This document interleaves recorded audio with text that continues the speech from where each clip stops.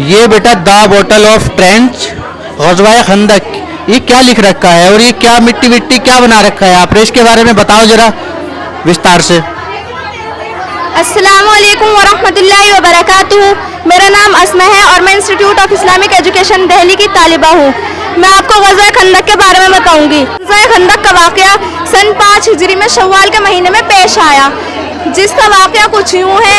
जब अबू सुफियान 10,000 आदमियों का लश्कर लेकर मदीना मुनव्वरा की तरफ रवाना हुए मुसलमानों पर हमला करने की गर्ज से, तो आप सल्लल्लाहु अलैहि वसल्लम को इस चीज़ का इल्म हुआ। तो आप सल्लल्लाहु अलैहि वसल्लम ने सहाबा इकराम से मशवरा लिया और फरमाया, तो सभी सहाबा इकराम ने अपनी अपनी अलग राय दी। तो फिर आप सल्लल्लाहु अलैहि वसल्लम के एक सहाबा हज़रत सलमान फारसी ने राय दी कि एक खंदक खोदी जाए। तो फिर आप सल्लल्लाहु अलैहि वसल्लम को ये राय उनकी बहुत ही पसंद आई।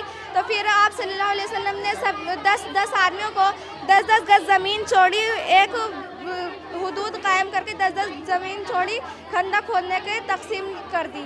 तो फिर आप सल्लल्लाहु अलैहि वसल्लम ने फरमाया कि सभी खंदक खोदने के लिए शुरू हो जाए। तो फिर सभी सहाबा इकराम ने ये खंदक खोदना शुरू किया।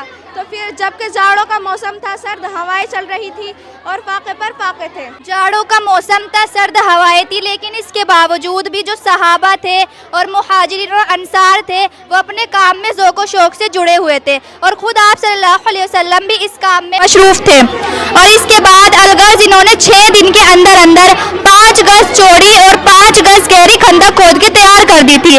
जैसे जो मदीना था, मदीना 3 तरफ से पहाड़ों से घिरा हुआ था और एक तरफ से इन्होंने खंदक खोद दी थी। जो कुफ़ार मक्का आए तो उन्होंने देखा कि यहाँ पे खंदक खुद चुकी है, वो मदीना के अंदर एंटर ही नहीं हो सकते थे। इस तरह ये जंग नहीं हुई थी, ये दूर से ही तीरंदाजी हुआ करती थी, दूर से ही वो एक दूसरे से लड़ा करते थे। और जब खंदक खोदी जा रही थी तो उस दौरान एक बहुत बड़ा पत्थर निकला। तमाम सहाबाओं ने उसे बहुत तोड़ने की कोशिश करी, लेकिन इसके बावजूद भी वो पत्थर टूटा नहीं था। ये मुआज़ज़ा हुआ था ग़ज़वाए खंदक के अंदर। तो आप सल्लल्लाहु अलैहि वसल्लम को बताया गया कि ये पत्थर तो टूट ही नहीं रहा। तो आप सल्लल्लाहु अलैहि वसल्लम ने एक कुल्हाड़ी उठाई और इस पत्थर को तेज से मारा और तो इस पत्थर के टुकड़े ही टुकड़े हो गए थे। और इस तरह जो 1 महीने के बाद फिर कफ़ारे मक्का वहीं पे पड़ा रहा।